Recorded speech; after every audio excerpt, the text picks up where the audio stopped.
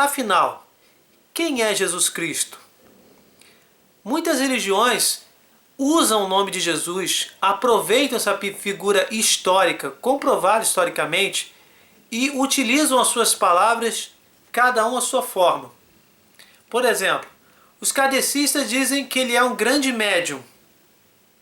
Apenas isso.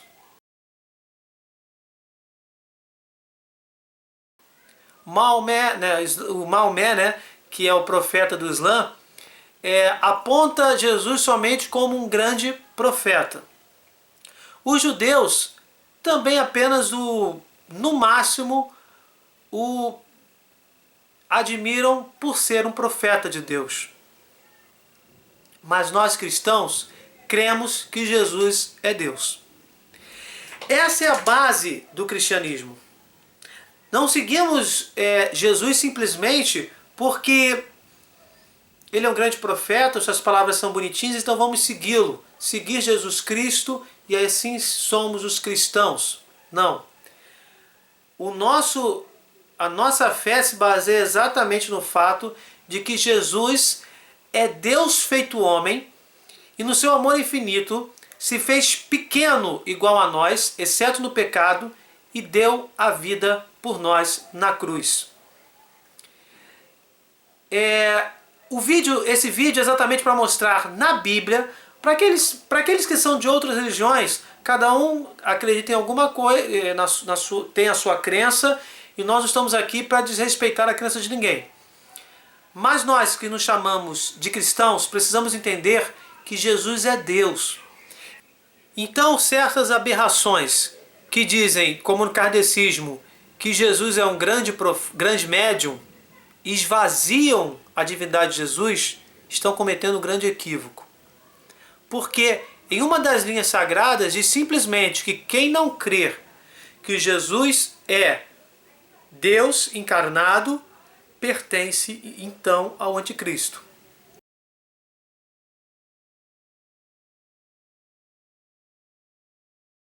Vamos lá em João 1, do 1 ao 18. No princípio era o Verbo, e o Verbo estava com Deus, e o Verbo era Deus. Ele estava no princípio com Deus. Todas as coisas foram feitas por intermédio dele, sem ele nada do que foi feito se fez.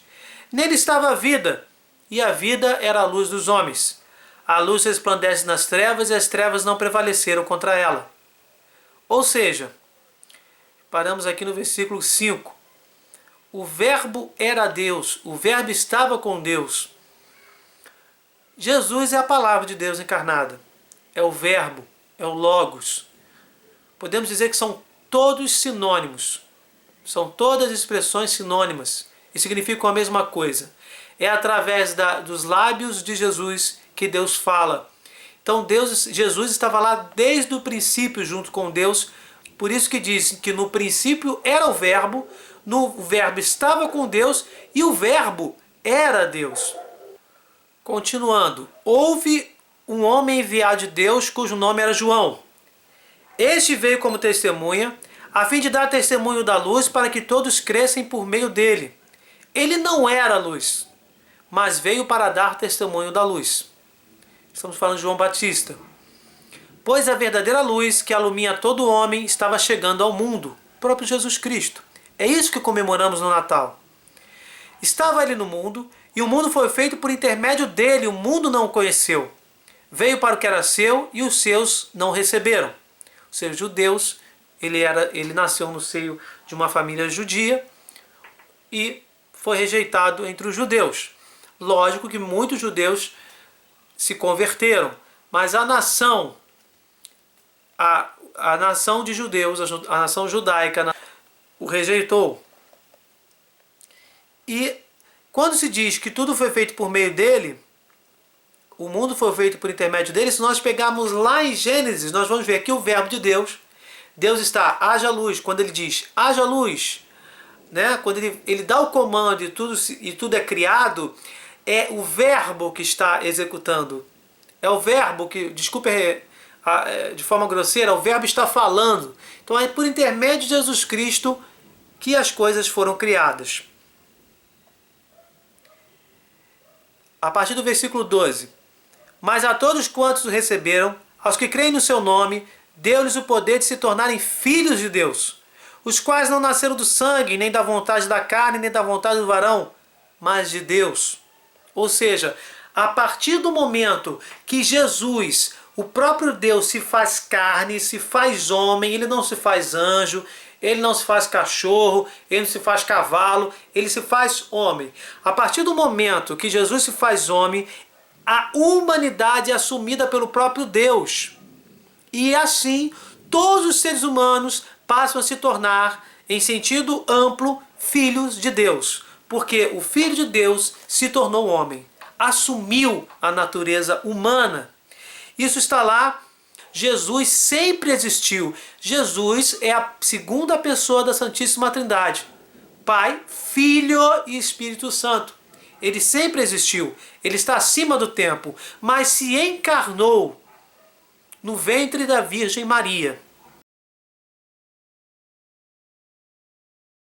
Pois todos nós recebemos da sua plenitude graça sobre graça, porque a ele foi dada por meio de Moisés, a graça e a verdade vieram por Jesus Cristo. Ninguém jamais viu a Deus. O Deus unigênito que está no seio do Pai, esse o deu a conhecer. Por quê? Porque antes os judeus só tratavam Deus como algo distante, um ser inalcançável. Por isso a proibição das imagens, para que não adorassem imagens, né? E nós sabemos que as imagens católicas não são feitas para adoração, mas para lembrança dos modelos originais, que são os seguidores de Cristo, né? Sabemos também que Deus mandou fazer imagens, então não era uma proibição quanto a essa questão de adorar imagens e tentar fazer a imagem de um Deus. E na verdade essa imagem é o próprio Jesus. A partir de Jesus essa proibição foi abolida.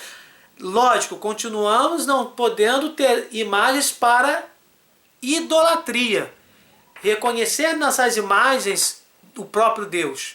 Não podemos dizer que aquela imagem é Deus, mas podemos ter sim uma foto, recordações que nos lembrem as pessoas, que nos lembrem os discípulos de Cristo, que nos lembrem o próprio Cristo, porque através de Jesus nós podemos ver, enxergar, contemplar a imagem de Deus.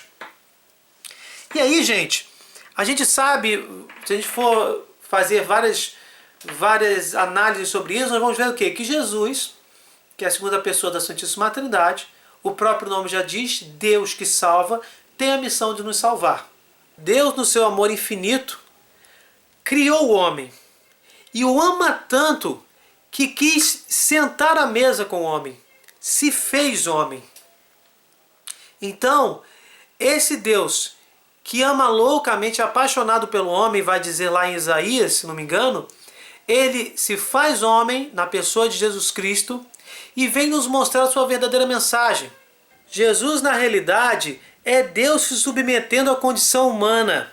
O nosso Pai fez-se homem para nos mostrar que é possível ser santo, alcançar a perfeição. Ele se submeteu a isso por conta própria. Jesus é a palavra de Deus, é a própria divindade se comunicando com os homens, é a face humana de Deus. Em suma, Deus se fez homem para mostrar a verdadeira mensagem. Essa mensagem que estava deturpada ao longo do tempo durante o Antigo Testamento. Já fizemos um vídeo, inclusive, falando sobre isso, né? Qual deve prevalecer, o Antigo ou o Novo Testamentos? É só dar uma olhadinha aí na playlist. Mas ele aperfeiçoou a lei dada a Moisés e a mensagem dada aos profetas.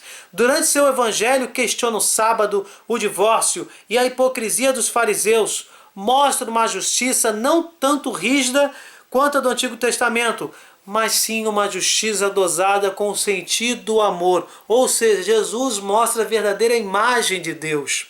Agora temos um pacto eterno e perfeito, pois na mesma pessoa estão conjugados harmonicamente a divindade e a humanidade. Por isso, na liturgia eucarística, quando Jesus fala que esta é a nova e e eterna aliança é porque essa aliança não pode mais ser quebrada. Diferente das outras alianças em que Deus faz aliança com Adão, com Moisés, com Abraão, com Noé, todas as alianças imperfeitas, todas as alianças forjadas no Antigo Testamento, todas essas alianças se quebraram. No caso da nova aliança, a aliança em Jesus Cristo, nós temos uma aliança perfeita, uma aliança que não se rompe, a aliança de Jesus homem com Jesus Deus. A essa união, a teologia chama de união hipostática, ou seja, Jesus é 100% homem e Jesus é 100% Deus. Ele possui a natureza humana e a natureza divina ao mesmo tempo. Enfim, vamos mostrar nas passagens bíblicas o que a Bíblia fala sobre Jesus. Hebreus 4, 14 e 15. Nós já falamos de João 1 e nós já vimos ali que o verbo que era Deus é Jesus Cristo. Então lá, só aquela passagem já seria suficiente. Mas eu vou mostrar outras, poderia mostrar muitas outras. Vou mostrar só mais algumas para vocês perceberem como a Bíblia é bem tranquila nessa questão. Portanto, não devemos quebrar essa profissão de fé, porque quem diz que Jesus não é Deus pertence ao anticristo. E várias seitas que se dizem cristãs acabam cometendo essa atrocidade, essa inverdade, às vezes por falta de conhecimento, às vezes, infelizmente, por soberba e por influência maligna. Infelizmente. Os kardecistas, por exemplo, pregam que Jesus não é Deus. E isso é uma heresia praticamente. Hebreus 4, do 14 ao 15. Tendo, portanto, um grande sumo sacerdote, Jesus, Filho de Deus, que penetrou os céus, retenhamos firmemente a nossa confissão. Porque não temos um sumo sacerdote que não possa compadecer-se das nossas fraquezas. Porém um que, como nós, em tudo foi tentado, mas sem pecado. Porque se trata do próprio Deus. Então ele é igual a nós, ou seja, ele é 100% homem, mas também é 100% Deus. E ele acaba sendo a vítima que vai dar a vida por nós para abrir o céu. Por isso é que existe aquela grande questão: por que Jesus morreu na cruz? Primeiro, que a cruz não foi uma invenção de Jesus. Era um modo de castigar as pessoas que eram condenadas naquela época. E veio, se não me engano, foi adotado pelos romanos, mas veio, se eu não me engano, do Império Persa. Não era desejo de Deus Pai que Jesus morresse na cruz. Mas, como os homens, no seu livre-arbítrio, simbolicamente representados por Adão e Eva, disseram não a Deus, se afastaram de Deus, se afastaram da vida e aí tiveram morte e sofrimento, se afastaram da luz e aí tiveram trevas. Por causa deste não, que Deus permitiu, porque Deus não obriga ninguém a nada, Deus é amor, não pode obrigar ninguém a amá-lo. Por causa desse afastamento, Deus quis se fazer homem, assumir a humanidade e trazer a sua mensagem, olhar para nós no mesmo nível, sentar conosco na mesma mesa e mostrar a sua mensagem, mostrar a sua essência, mostrar o amor. Foi isso que Deus faz quando se encarna. Jesus é a segunda pessoa da Santíssima Trindade. Jesus é Deus encarnado. Então, quando ele faz isso, o que acontece? Ele assume a humanidade. Humanidade essa que ofendeu a Deus. Só que Deus é o seguinte: Deus é justo. E Deus tem uma honra infinita, porque se trata do próprio Deus. Ao mesmo tempo que Deus é misericordioso, e aí nos dá essa grande chance, assumindo a nossa fraqueza, sendo homem, assumindo a nossa misericórdia, tendo o coração de miséria como o nosso, assumindo a nossa humanidade, ele também é justo. Ele não pode permitir que as pessoas voltem para a sua comunhão definitiva, e aí nós chamamos de céu, simplesmente sem reparar o dano causado a essa honra infinita em Deus.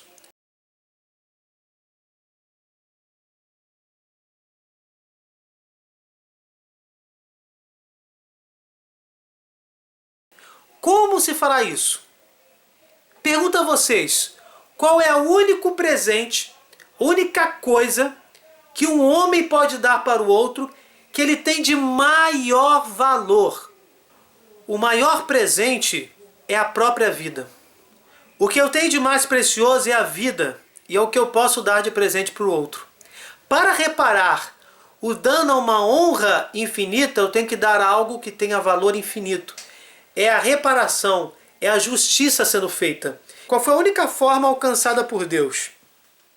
Para que a justiça não fosse quebrada. Porque se Deus permitisse que todos os homens voltassem para o céu sem reparar isso, sem reparar essa ofensa, nós teríamos aí a injustiça.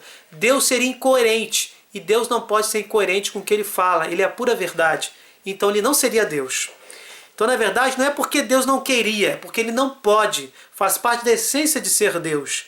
Então, Deus, na sua essência, simplesmente para equilibrar, para trazer, para reparar a ofensa, a honra, a majestade infinita de Deus, o próprio Deus, e aí está a misericórdia, o próprio Deus assume a condição humana na pessoa de Jesus Cristo e dá a sua vida para a humanidade, para Deus, para reparar os pecados do mundo. É Deus que assume a humanidade, vive como um ser humano, faz a vontade de Deus Pai na terra, e aí sim, ao ser 100% santo, podemos dizer assim, como homem, Jesus, ele repara essa ofensa à majestade infinita, porque é o próprio Deus, que ele também é Deus, e por isso ele tem, os seus atos também são o que a gente chama de teândricos. Eles são divinos e humanos. Tel, tracinho, andro, né, de homem, de antropologia, né? Teândricos, ou seja, as atitudes de Jesus são divino-humanas, ou humano-divinas, e assim ele possui valor infinito. Ele, seguindo a vontade de Deus Pai, ele, assumindo a humanidade, ele repara o dano causado pelos primeiros pais, e assim é o que a gente fala de reabertura do céu. Por isso que Jesus morre na cruz. Por causa da maldade humana, ele acabou parando na cruz. Mas poderia ter se encarnado, vivido entre os homens, morrido, ressuscitado, subido aos céus. Não precisava ter tido esta morte. Mas esta morte, ela é simbólica, ela é emblemática, porque demonstra a quão fundo foi o homem na sua maldade, no seu afastamento com Deus. Logicamente, Deus sabia, porque Deus sabe de todas as coisas, sabia que seu Filho único, de mesma natureza divina, também humana, por causa da união hipostática, iria parar na cruz. Mas não era necessário, não. Isso foi consequência da maldade humana. Então vamos lá. Com isso, Jesus repararia a justiça e todos seriam assumidos como filhos de Deus, e bastando crer e seguindo a mensagem que Jesus deixou, seriam salvos.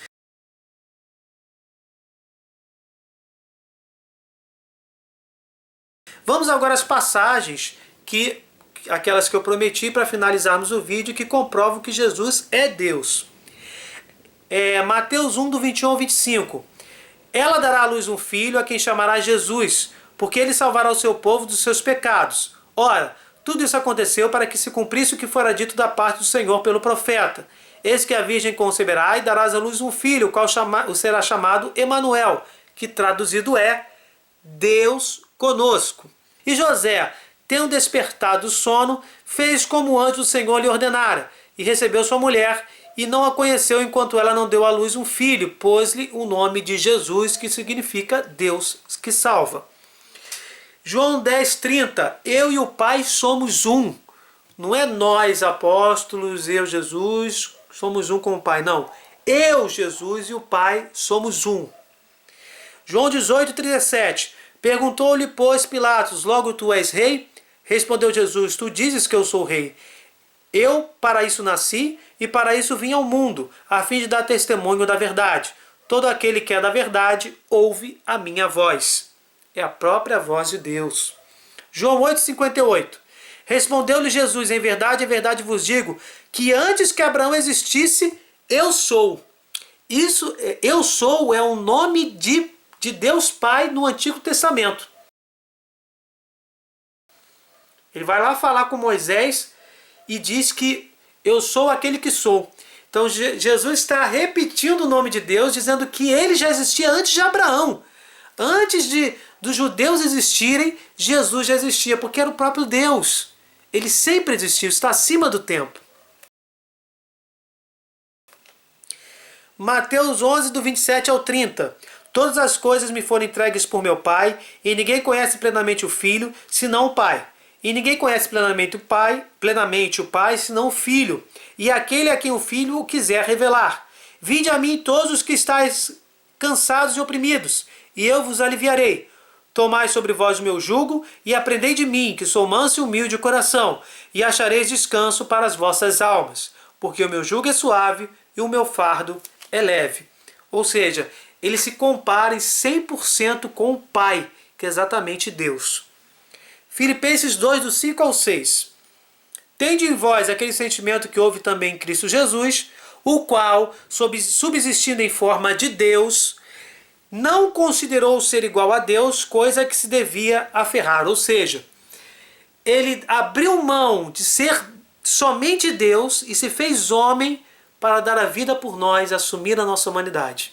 Ou seja, ele subsistindo em forma de Deus, ele subsistindo como Deus, não se considerou o ser igual a Deus, ou como dizem outras traduções, esvaziou-se da divindade. Impressionante. Tito 2, versículo 13.